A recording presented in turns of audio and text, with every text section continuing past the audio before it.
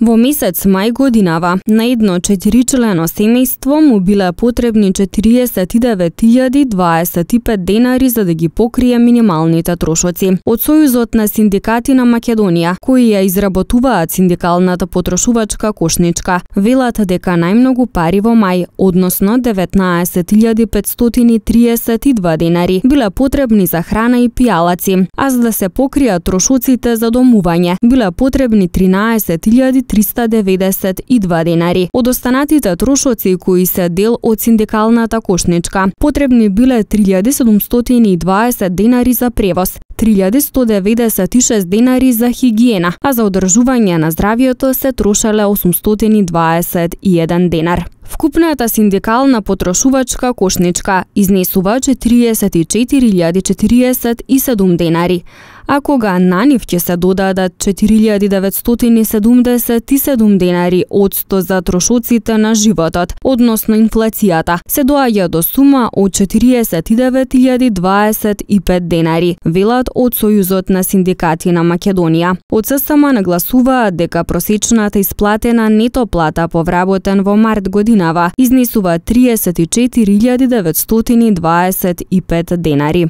Синдикалната потрошувачка кошничка пак во април, според пресметките на Сојузот на синдикати на Македонија, изнесувала 49.384 денари. Најмногу трошоци граѓаните и во април имале за храна и пијалаци, како и за покривање на трошоците за домување.